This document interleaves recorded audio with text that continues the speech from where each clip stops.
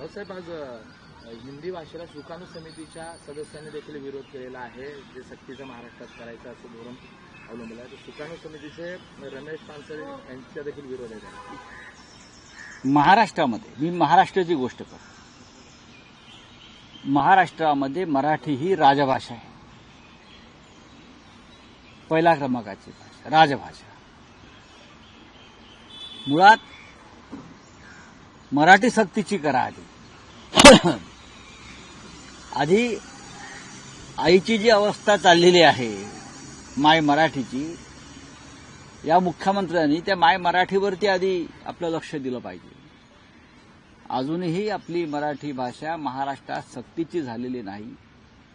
कागदावर झाली असेल सरकारी. उद्योग, व्यवसाय, नोकरी, संवाद ह्याच्यात ती सक्तीची जोपर्यंत होत नाही तोपर्यंत मराठी माणसाला इथे स्थान राहणार नाही. भारतीय जनता पक्षाचे लोक येतात, प्रमुख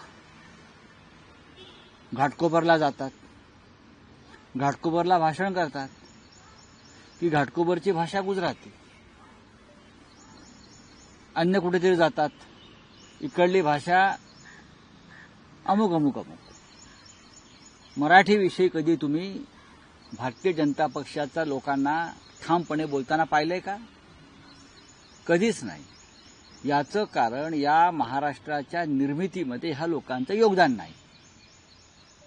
संयुक्त महाराष्ट्राचा लढा असेल, बेळगाव कारवार सीमाप्रश्न असेल, आताही तिकडे बेळगावामध्ये मराठी भाषेवरती एवढा अत्याचार होतो आहे.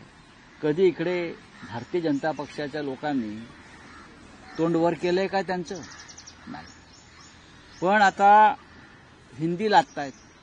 हिंदीला देशामध्ये, मी महाराष्ट्रात नाही देशामध्ये म्हणजे विरोध असण्याचं कारणच नाही. हिंदी या देशातली एक संवाद भाषा आहे. जरी त्याला घटनात्मक वैधता नसली तरी सुद्धा आम्ही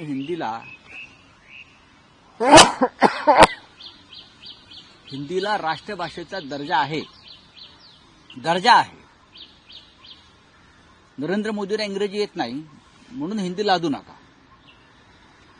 अमित शहाना इंग्रजी येत नाही म्हणून तुम्ही हिंदी लादू नका. ही त्यांची सोय करतायत ते मोदी आणि शहांची आणि त्यांच्या इतर लोकांची, की त्यांना इंग्रजी येत नाही, त्यांना अन्य भाषा येत नाही, त्यांना हिंदीही मोडकं तोडकं येत आहे. अमित शहांची हिंदी ऐका तुम्ही, म्हणून तो सूड काढायचा इतर भाषांवरती. हे बरोबर नाहीये. महाराष्ट्रासारख्या राज्यामध्ये, खास करून मुंबई जी हिंदी सिनेसृष्टीचं प्रमुख ऊर्जा आहे, जिथून हिंदी सिनेमा बनतो, जिथे हिंदी भाषेचा उगम होतो, तिथे तुम्ही आम्हाला कशाला हिंदी सक्तीची करताय? या महाराष्ट्रातून, या मुंबईतूनच हिंदी सिनेमा, हिंदी गाणी, हिंदी साहित्य, हिंदी नाटक हे इथे आहे. या शहरात आणि या महाराष्ट्र पृथ्वी थिएटर कुठे आहे? इतर कुठल्या भागात आहे का? या महाराष्ट्रात हिंदी भाषा भवन आहे, उत्तर भारतीय भवन आहे ना. कोणी विरोध केलाय का? मग आमच्यावर का लादता? जिथे नाही तिथे लादा. लादूही नका, सक्तीची करू नका. हिंदीचा प्रचार आणि प्रसार करा. केंद्र सरकारच्या पार्लमेंटच्या हिंदी भाषा प्रचार समितीच्या समित्या आहेत, आम्ही त्याच्यावर काम करतो. आणि आम्हाला असं वाटतं की या देशामध्ये हिंदीविषयी लोकांच्या मनामध्ये आस्था प्रेम आहे. कारण त्या देशाची कम्युनिकेशन लँग्वेज आहे, संवाद भाषा आहे.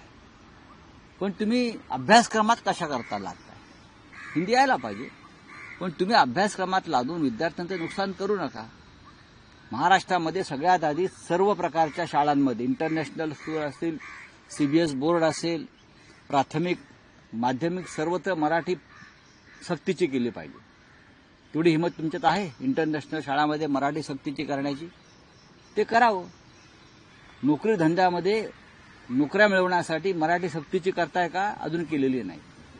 ते करा आणि मग इतर भाषांवर बोला. लोकशाही मराठी ऐका, पहा, जागरूक रहा.